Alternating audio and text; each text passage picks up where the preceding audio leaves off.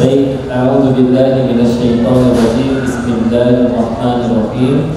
Rabbi shrah li sadri wa yassir li amri wahlul 'uqdatam min lisani yafqahu qawli. Rabbana zidni ilman warzuqna fahman bi rahmatika ya arhamar rahimin. Subhanaka la ilma lana illa ma 'allamtana innaka antal alimul hakim. Bismillahirrahmanirrahim. Assalamualaikum warahmatullahi wabarakatuh.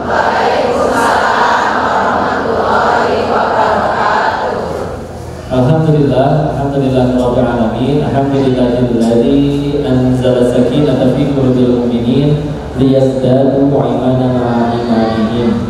Segala puji teruntuk hanya kepada Allah, Tuhan semesta alam, sumber segala nikmat dan kebaikan. Tidak ada satu kebaikan apapun melainkan pasti dari Allah. Salah satu nikmat yang luar biasa hari ini dikumpulkan di tempat yang baik, dalam kegiatan yang baik, bersama orang-orang yang baik. Baik Ibu? Oh ya. Maka semoga Allah pun mewafatkan kita dalam keadaan yang baik ya. Husnul insyaallah. Dan salawat beserta salam semoga selalu tercurah kepada junjungan kita baginda Rasulullah Muhammad sallallahu alaihi wasallam beserta para keluarganya, sahabatnya, dan semoga Allah sanggupkan kita istiqomah mengikuti sunnah-sunnah beliau sampai akhir hayat kita. Amin. Alhamdulillah, sehat Bunda?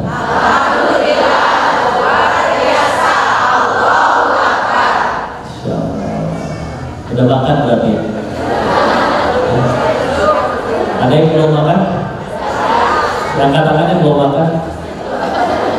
Aku kasihan jadi pengen nafkahin. Ya Allah. Maka alhamdulillah ya. Bunda kesini sama siapa? Teman? Suami teman?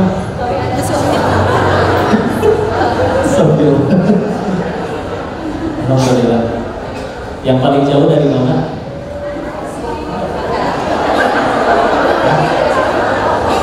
Ada yang dari planet asing? Ada ya.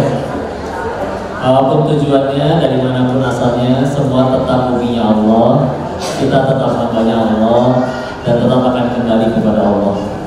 Maka semoga apapun yang kita lakukan setiap harinya membuat kita tambah dekat kepada Allah ya.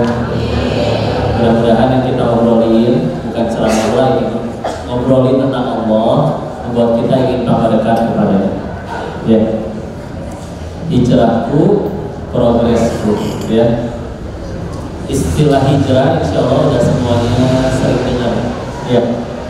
Dan biasanya yang hijrah itu walaupun gak wajib ya, biasanya anak-anak muda ya bikin komunitas hijrah, ya.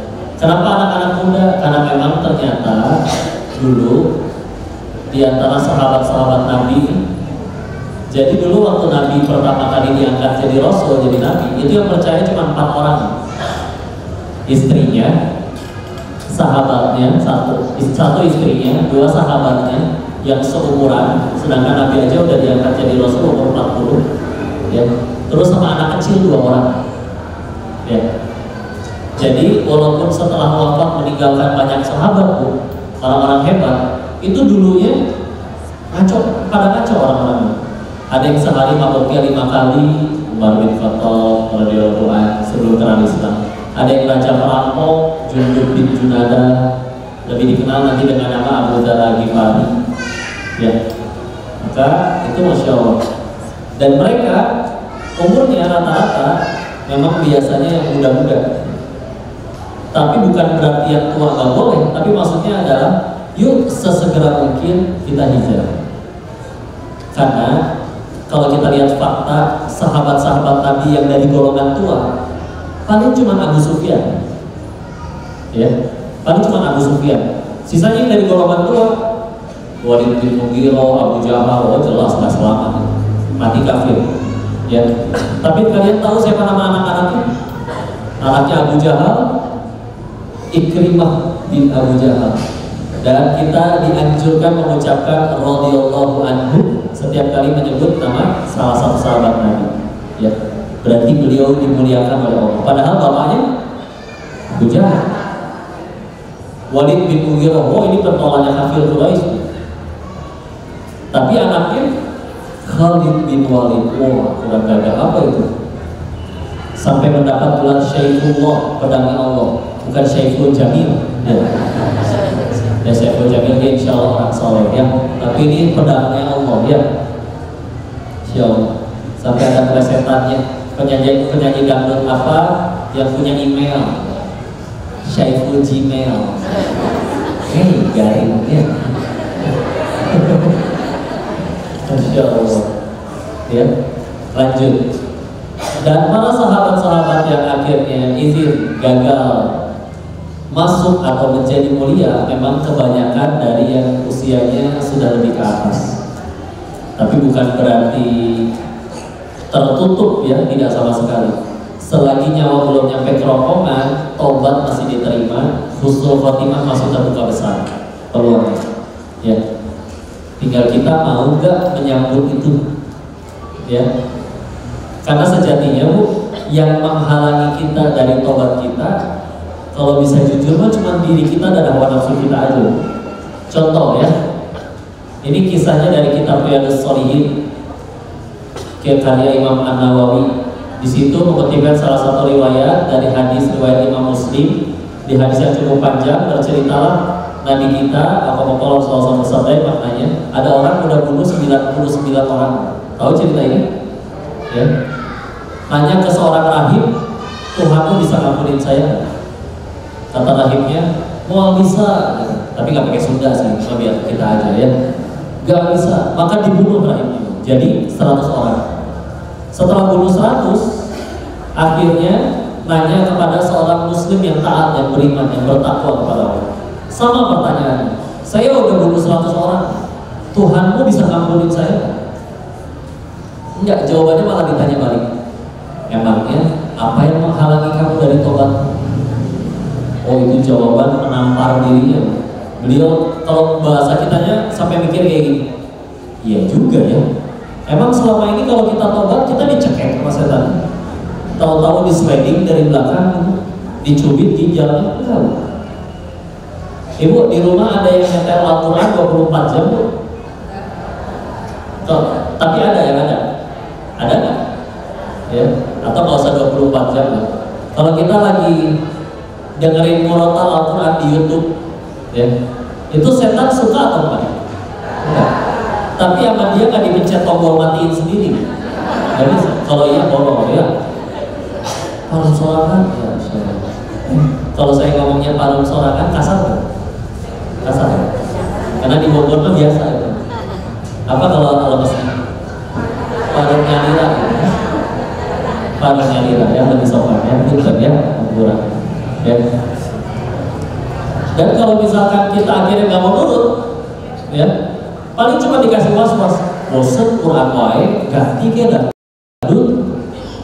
Terus kita misalkan nggak mau nurut nih, enggak, saya pengen tetap dengerin Quran, ya nggak mau dengerin yang lain. Apakah YouTube-nya handphone yang dibanding sama setan? Jadi kalau mau jujur, apa sih yang ngalangin kita dari tobat, dari sholat? Gak ada, gak ada. Inna kaida syaitona kana dha'ifa. Surat An-Nisa ayat 76. Ya, surat keempat An-Nisa ayat 76. Sesungguhnya tipu daya syaitan lemah, gak bisa apa-apa. Dia cuma bisa ngebisikin. Bisikan syaitan baru jadi berat kalau kita mulai menurutinya. Contoh, ya. Laki-laki belum nikah. Ya, laki-laki belum nikah. Lewat laki-laki belum nikah. Jangan-jangan saya nyebut bidadari kan? Bidadari. Ya benar. Ya. Enggak apa-apa. Saya tinggal balik pada. Laki-laki belum menikah sendirian di kamar, udah punya syahwat, ada internet di handphone, ya, digoda oleh syaitan, mohon maaf, untuk melihat sesuatu yang Allah nggak suka. Kalau waktu bisikan itu datang, dia langsung pakai sepatu main bola di luar ketemu teman-temannya, nyampe rumah lupa ya. Tapi kalau mulai diturutin, jangan lihat video, gambar mah gak apa-apa kali, buka majalah, nanggung mulai majalah, ya, lihat-lihat 10 detik aja. Udah kayak gitu susah ngerem. Udah lihat video, mohon maaf, nggak terpuaskan juga sama nafsunya, izin teman perempuannya misalkan nelpon ngajak ketemu, udah susah ya. Apalagi kalau udah ketemu ya udah. Jadi ketika dari awal langsung kita blok, tutup, insya Allah jadinya. Yang bikin berat kalau misalkan udah dilayani, diiyahin ya. Makanya sesegera mungkin kalau misalkan ada dorongan untuk berbuat yang kalau nggak suka, sesegera mungkin langsung dialihkan. Dan juga sebisa mungkin jangan sendirian. Ulangi. Jangan sendirian. Itu pentingnya kita berjamaah ya. Ya sendirian mah ya Masya Allah. Maka sejatinya itu dia tipu daya syaitan itu lemah. Jadi nggak ada yang menghalangi kita untuk hijrah jadi lebih baik, jadi lebih tobat, jadi tobat. Dan di sini saya ingin mengajak untuk menggunakan fungsi akal kita. Ya, kalau misalkan ini ada 12 nih, tapi kan ini sama-sama isi air ya. Tapi kalau yang ini isinya madu, yang ini isinya racun, kira-kira mau ambil yang mana? Madu. Kenapa? Manis, sehat, dan karena kita punya akal, tuh. Akal kita mengatakan saya minum itu mati, saya minum ini sehat, ya, gitu ya. Kita manusia pengen dapat kebaikan, semua pengen dapat kebaikan, dan kebaikan itu sumbernya dari yang maha baik. Caranya nurut sama yang maha baik. Terus kita dengan sengaja, kayaknya enakan ngikutin nafsu daripada ngikutin Allah. Padahal Allah kalau nyampe ngelarang sesuatu, bukan karena Allah pengen sok ngatur-ngatur, bukan, tapi karena kata Allah memang itu pasti jadi keburukan buat kita. Jadi Allah itu meskipun kita suka ya, misal izin ya, dulu waktu kecil saya makan babi soalnya, ya. Saya doyan, ya. Kamu doyan ya? Sama-sama ya. Saya doyan, tapi Bismillah akhirnya atas izin Allah ya mulai ngaji.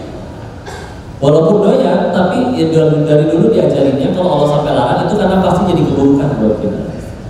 Maka kalau misalkan sama aja kayak itu di depan jurang, jangan loncat ya. Gitu, coba gitu ya. Kan aneh, kayak nggak ada akalnya. Ini Allah udah ngelarang nih, buruk buat kita nih. Terus kita turutin keburukan tersebut. Ya. Maka jangan seperti itu ya. Sejatinya ketika kita bicara tentang hijrah, ya. Kalau memang kehidupan kita dulu sebelum hijrah, sebelum tobat, sebelum hijrah, kalau memang kehidupan itu udah jadi kehidupan yang baik, kenapa kita kepikiran tobat? Ya nggak sih?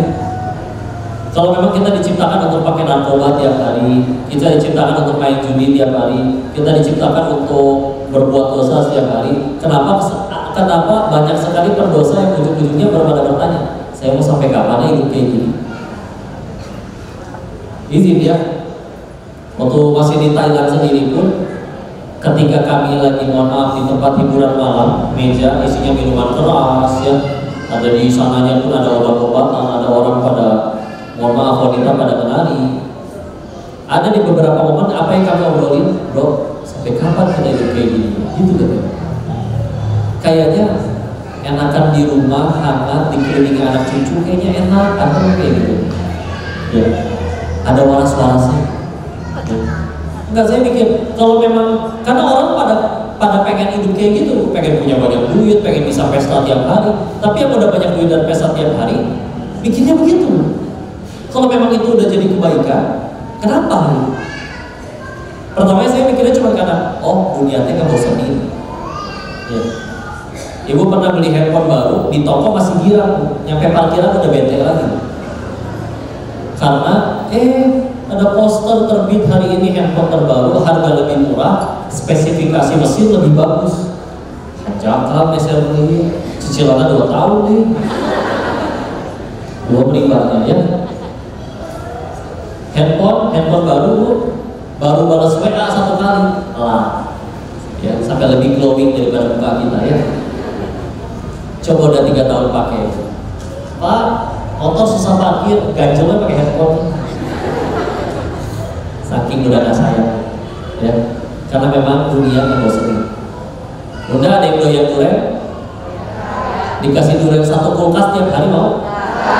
Belum ya. Pernah coba makan sepuasnya di kondangan? Enggak pernah datang kondangan? Enggak pernah ada kondangan. Ini teh makan all you can eat lah ya, gitu ya. Daging-dagingan ya. Ada di beberapa restoran tuh menawarkan menu makan sepuasnya, tapi tetap sih piringnya nggak boleh dimakan ya. 5 menit pertama itu daging begitu menggoda, 90 menit kemudian melelap. Dunia emang begitu ya, dunia emang begitu. Bu, waktu pertama kenal sama si bapak itu gimana, cenat-cenut gak hati? Saya izin bertanya, setelah menikah 20 tahun rasanya gimana dekat beliau?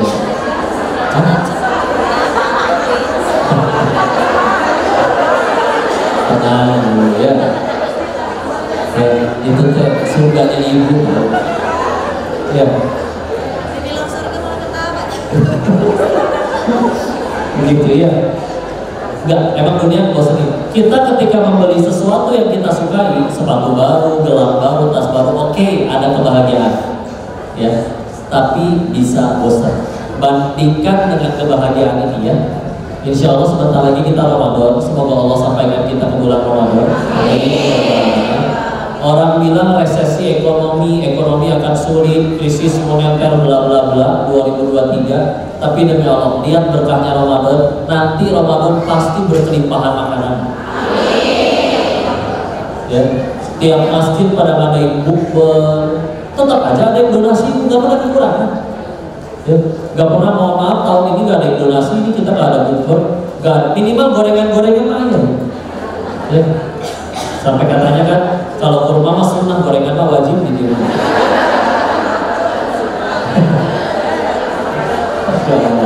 Ya.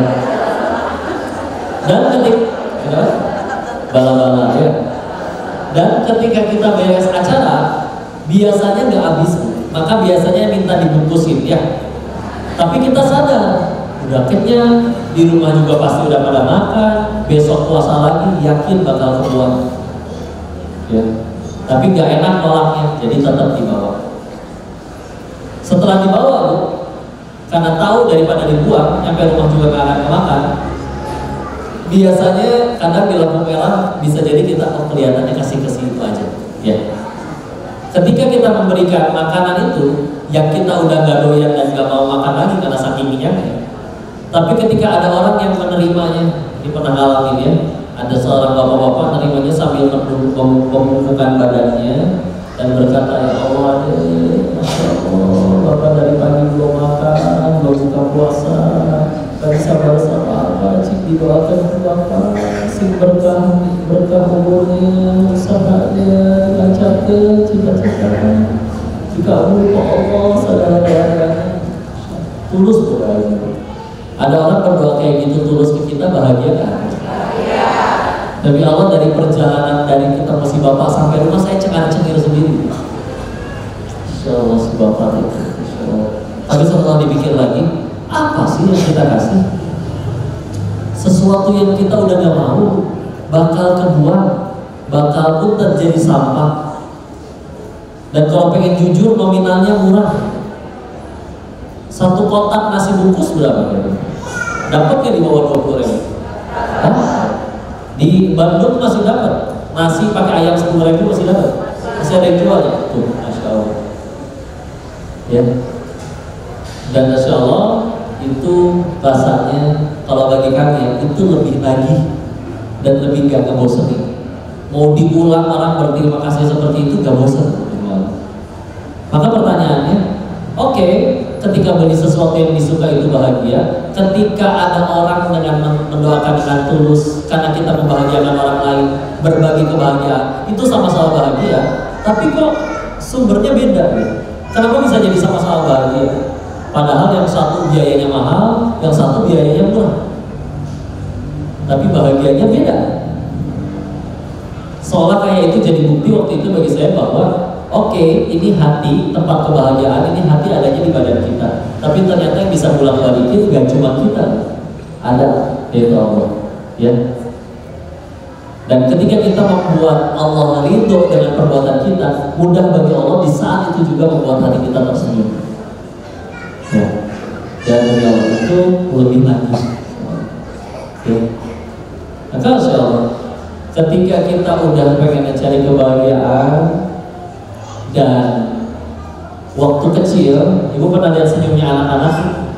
Bahkan kemarin izin ya, ini terulang lagi ceritanya. Tadi ada yang habis dari bursa saja atau TSM nggak? Nggak ya, berarti nggak apa-apa, ulang sedikit. Kemarin dia diajak ke rumah singgah Al-Fatih. Rumah singgah itu jadi kadang di suatu daerah penyakit tertentu itu nggak semua rumah sakit bisa. Contoh kanker gitu ya.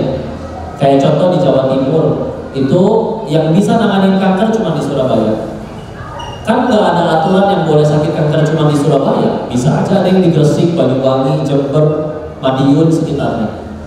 Kalau mereka pengen pengobatan kan nggak mungkin sehari 2 hari. Mau nggak mau mesti nginep, mahal hotel.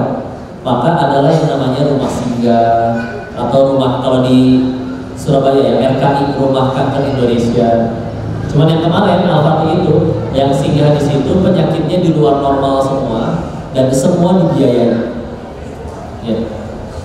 Ketemu Bu sama anak-anaknya yang kemarin lagi ada 16 anak dengan penyakit-penyakit yang bahkan saya baru dengar nama penyakitnya. Ada yang satu datang, anaknya namanya Bilkis, masih 2 menuju 3 tahun, pengen salaman katanya, pengen salaman. Ini perempuan tapi botak karena udah harus bekas jahitan banyak di kepala karena mengalami kanker tumor di otaknya. Di atas kepalanya kayak ada sesuatu yang nonjol. Ini apa? Kemarin habis dimasukin selang ke dalam kepalanya. Satu. Datang lagi satu anak lain kenalan namanya Syakira, Masya Allah, umur 5 tahun, TKA. Dia pengen dipaku. Tapi izin dulu. Waktu dipaku izin mencium bau daging kebakar. Kayak ada punten ya, daging kebakar kan gitu ya, penyanyi ada anaknya ya. Itu kecium dari badannya izin. Pas ditanya emang beliau sakit apa? Aslinya nggak sakit, tapi pernah suatu ketika mati lampu, lilinnya jatuh ke kasurnya kebakar, beliau lagi tidur di atas kasur. Jadi 60% tubuhnya itu kena luka bakar. Ya. Ada lagi seorang bunda, anaknya 9 tahun. Waktu menanti kelahiran si anak ini, beliau menanti 8 tahun sampai si anak ini lahir, minta kepada Allah. Begitu lahir, izin koma sampai sekarang udah umur 9 tahun. Ya. Dan yang memukau itu jawaban beliau ketika ditanya, terus atau gimana ibu udah menanti ya Allah, udah menanti 8 tahun, sekarang dikasih terus begini. Kata beliau, ya gak apa-apa kan saya yang minta. Terus haji banget kita jawaban. Kadang-kadang kita manusia suka gitu. Aduh Bu, Pak lapar, mau makanan apa aja Pak, lapar, apa aja saya terima. Dikasih, ya udah ada roti, semuanya roti, pizza tuh. Ngelunjak kan? Ngelunjak. Kadang kita suka gitu loh Pak Allah. Ya Allah tolong hamba, Rasulullah minta dia tolong. Ya Allah pengen gelang baru lagi, Ya. Dulu berharap ya Allah hamba hanya ingin punya kerjaan. Udah punya kerjaan, ya Allah hamba ingin naik jabatan. Kabar baiknya kalau ke Allah mah boleh begitu. Meskipun kalau ke orang ya kita, wah ya, senang tadi apa aja. Ya. Makanya beliau tuh bisa, ya apa-apa kan saya yang minta. Ya Allah. Tapi poinnya yang saya maksud, anak-anak ini Bu, sebagaimana anak-anak, tawanya lepas. Pernah lihat senyum anak-anak? Itu senyum-senyum yang gak pernah mikirin token yang bunyi-bunyi melulu. Senyum-senyum yang gak pernah mikirin cicilan. Lepas aja. Iya waktunya lapar, mereka lapar, nangis, minta minum susu gitu ya. Tapi terlepas setelah itu, enggak. Terus bahagia. Bahkan ketika ditanya, senang gak sih di sini? Senang, banyak teman-temannya. Pernah marah gak sama Allah? Kan kita berdoanya ke Allah, Allahnya bakal peduli, Allahnya maha baik. Tapi lihat di luar ada tuh yang sehat, gak harus minum obat, gak harus perawatan, gak ngerasain sakit. Pernah marah nggak sama Allah? Kenapa harus aku yang begini? Enggak, kan enak di sini sama teman-teman main, baik, apa aja ada aja. Ya, Masya Allah. Kenapa? Mereka bisa lepas ketawanya. Kita yang udah gede, kadang untuk senyum itu jadi susah. Demi Allah pernah menyaksikan orang turun dari mobil mewah tapi mukanya cemberut. Orang gelangnya sampai siku tapi mukanya cemberut. Karena mungkin gelangnya gelang karet ya. Jadi biru ya, darahnya ketahan ya. Enggak tadi. Gue masuk ke jendela.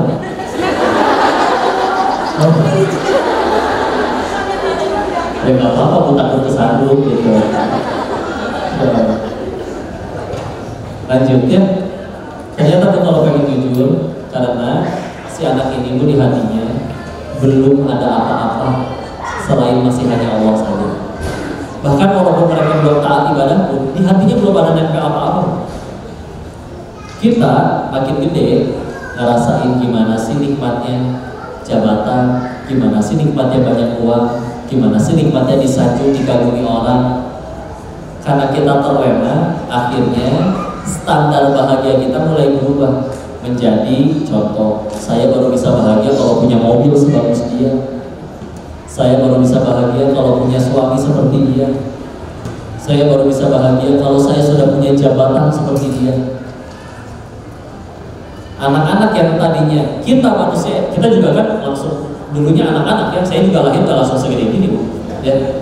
Dulunya anak-anak yang tadinya kita bahagianya murah bu. Tanpa alasan bahkan kita bisa tetap bahagia. Lihat fitrahnya anak-anak ya. 5 menit berantem sama temannya, 5 menit kemudian kita udah main lagi sama anak itu ya. Yang berantem malah orang tuanya. Nah kamu habis benjol sama dia kan, kok main lagi? Anak kecil gak mikirin bu. Ya sakitnya udah hilang, dia punya mainan yang aku suka, dia juga ngizinin aku main. Masa aku gak main? Sederhana. Coba makin gede ya. Cuman perkara dia pernah ucap yang gak baik buat kita, dendamnya bisa 10 tahun ke depan. Liatin aja ya, gue buktiin ya. So, kenapa makin besar kita makin sulit bahagia? Karena kalau pengen jujur, kita yang membatasi kebahagiaan kita. Bahagia harus begini, bahagia harus begitu. Enggak. Makanya salah satu kebesaran Islam dalam peran hidup manusia, Islam itu enggak cuma membebaskan manusia dari perbudakan secara nyata dengan dunia, tapi bahkan Islam melepaskan manusia dari perbudakan dari ilah lain yang di hati kita. Karena dengan cara Islam, lihat orang yang Islamnya benar, para nabi, para kiai, ahli ulama, mereka mau dicaci, difitnah, para nabi mau dibunuh sekalipun enggak, tetap aja jadi orang baik, tetap aja bersyukur kepada Allah, tetap aja banyak tobatnya kepada Allah. Padahal pahala lebih banyak, dosa lebih sedikit, bahkan terampuni, tapi ujian lebih parah dari kita, tetap aja jadi orang baik ya. Begitu dicek, ya karena Islamnya benar. Islam secara bahasa kan salah satu turunan artinya aslama yuslim, berserah, melepas. Sehingga ketika akhirnya udah lepas dari apapun di hati, ya udah enak gak sok mau diapain. Karena bagi saya bahagia itu satu, Allah suka, udah selesai ya. Karena di hati kita buat Allah, jujur ya, kalau kita masih gampang sakit hati, sedih dan lain-lain, itu kalau pengen jujur, di hati kita memang belum Allah. Jadi karena di hati kita buat Allah, misalkan selain Allah, ya Allah gaji saya seharusnya 10 juta, hari ini cuma ditransfer 9,5 juta, kurang aja. 9,5, di luar sana ada orang yang kadang-kadang punya gaji, dia malah kesel. Karena dari awal yang dikejar 10 juta. Jadi bahagia itu kalau 10 juta. Kenapa kita harus memenjarakan diri kita, dibatasi kebahagiaan kita dengan ilah-ilah lain yang kita ciptakan? Sampai ada ungkapan unik ya, Tuhan itu ada dua katanya. Satu, Tuhan yang menciptakan kita. Dua, Tuhan yang kita ciptakan. Tuhan, jabatanku, segalanya ya, karir yang sudah merintis, innalillahi wa inna ilaihi raji'un. Semuanya punya Allah dan akan kembali kepada Allah.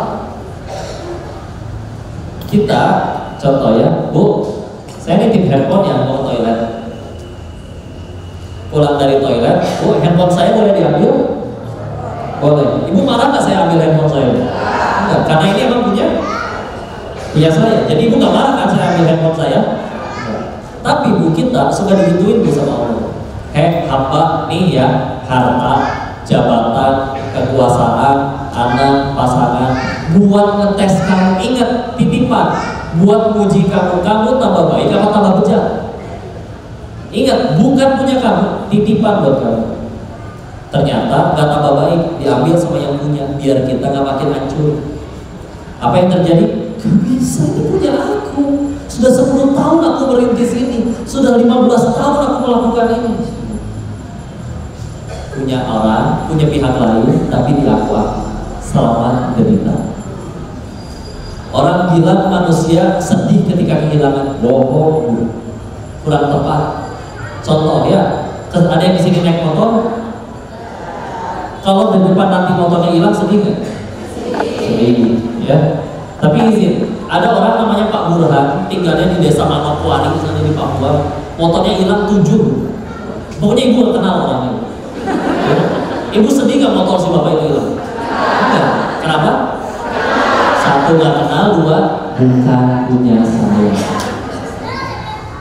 Jadi ketika orang bilang, kok kehilangan kan manusia sedih? Enggak. Yang lebih tepat adalah manusia itu baru sedih ketika kehilangan sesuatu yang dia aku. Ya. Kadang di handphone ada, kenapa itu handphone? Dia sendalnya hilang. Emang sedih itu? Biasa aja. Ya. Tapi coba yang hilang sendal kita. Ya.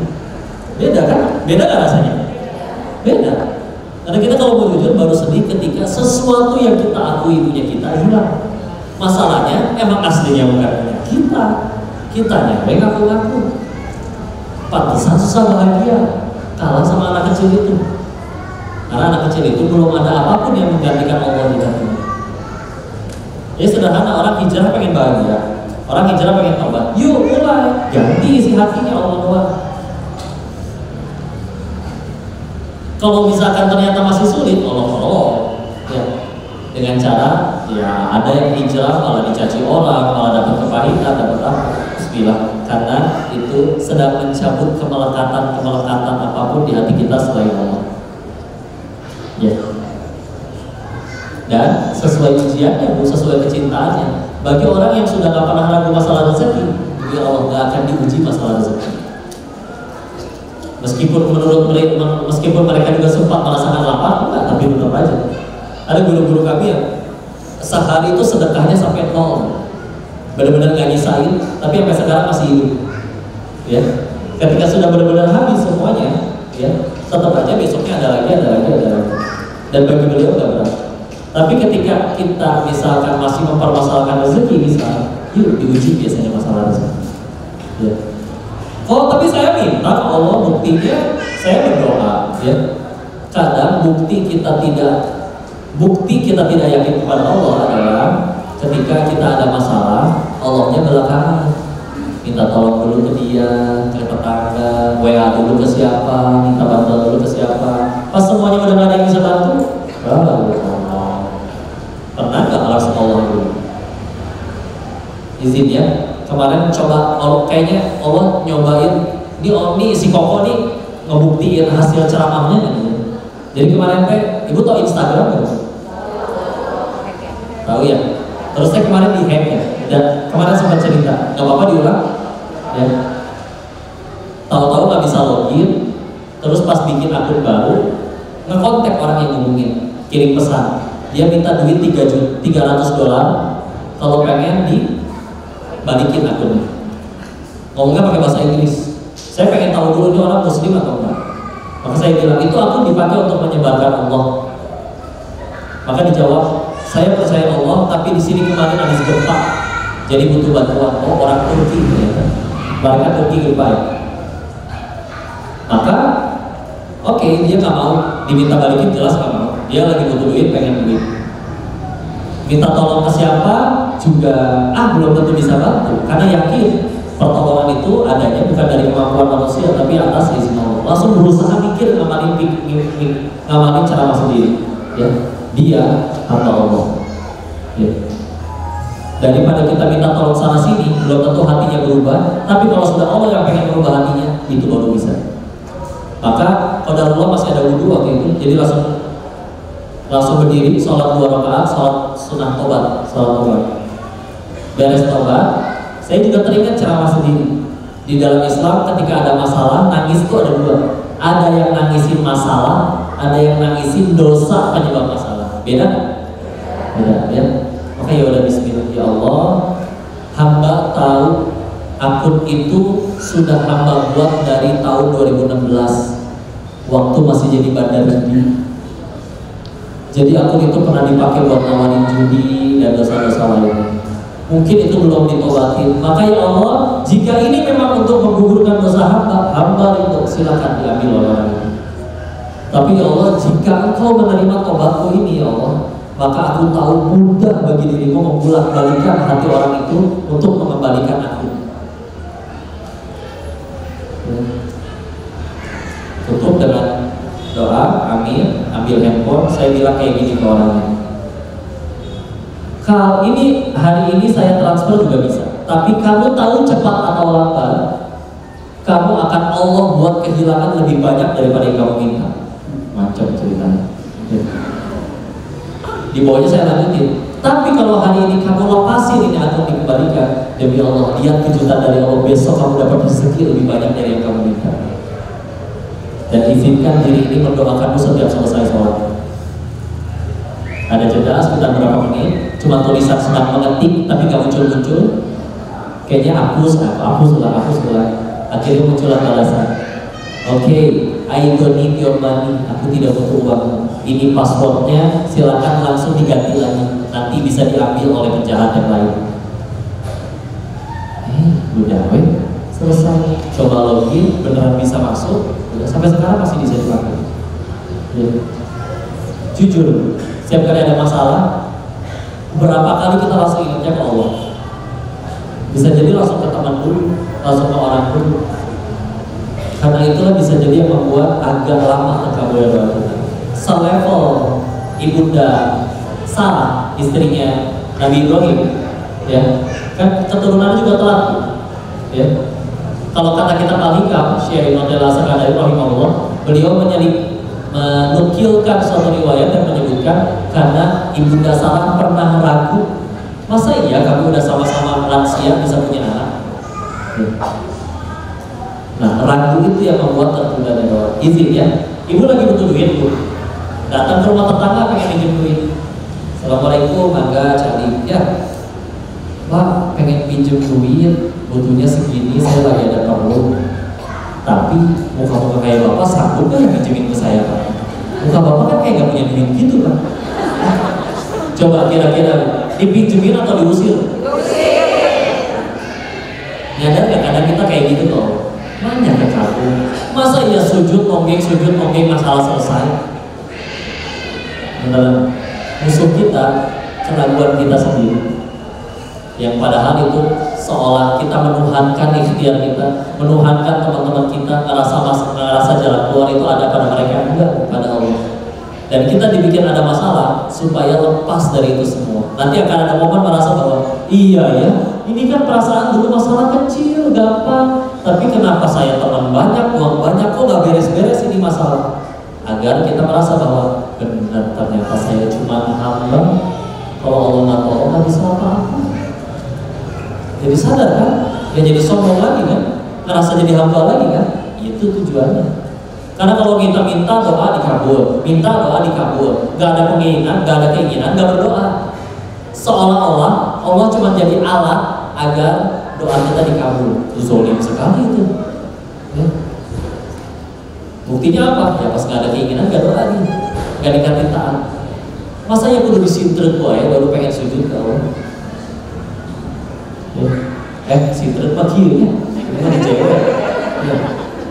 Ya. Masya Allah, Allah di hati ya.